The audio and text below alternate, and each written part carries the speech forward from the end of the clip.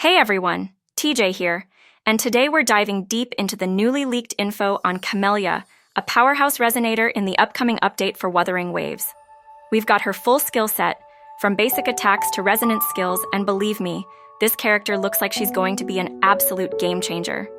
I'll break down everything you need to know about her playstyle, how her abilities work, and why she's got the potential to dominate in battle. If you're ready, let's get into it. So first up, let's start with Camellya's basic attack. Camellya's basic attack is a series of up to 5 sword strikes that deal Havoc damage. The key to this attack is that after the 5th strike, Camellya gains a special mark called Camellya Flower, Petal, which plays a role in her more advanced skills later on. Next, we've got her heavy attack. When Camellya uses her heavy attack, she extends a vine forward, pulling her target toward her and dealing Havoc damage. After pulling the enemy, she swings her sword to deal more Havoc damage.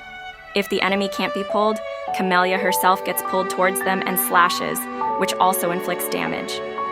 This attack adds another mark, Camellya Flower, Bud, moving on to her mid-air attacks. Camellya can swing her sword mid-air, striking continuously and smashing down onto the ground, dealing Havoc damage. If any of her strikes hit, she gains the Camellya Flower. Pistol Mark. If she performs a heavy attack while airborne, she uses her vine to pull enemies upward. If they're immune to the pull, she pulls herself towards them. This attack also gives the Camellya Flower. Bud Mark. Now, let's get into her special skills. Resonance skill, No Escape. This is one of Camellya's most powerful tools. On the ground, she casts a large witch-like arm that grabs enemies in front of her, dealing Havoc damage. She can use this skill up to 2 times. If used mid-air, Camellya performs a skill that juggles enemies and lets her follow up with a heavy slam, consuming stamina in the process. Next, her Forte circuit, Camellya Flower Witch. This skill is all about stacking Camellya's flower marks.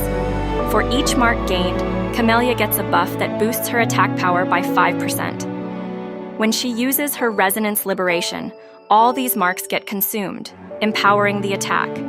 Coming to her, Resonance Liberation, Flower Blossom. When Camellya activates this ability, her flower fully opens and spreads wide, dealing massive Havoc damage and juggling nearby enemies. This is where all the marks you've accumulated with her other skills come into play, as they increase the damage output significantly. Next, her intro skill, Pray for Me.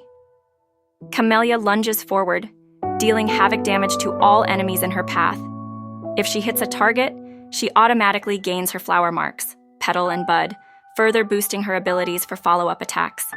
And finally, we have her passive skill that ties it all together. When Camellya's Resonance and Liberation skills are both activated, she gains all 3 marks, Petal, Pistol, and Bud. These marks stack to give her a 20% damage boost and a 20% increase in crit rate for 10 seconds.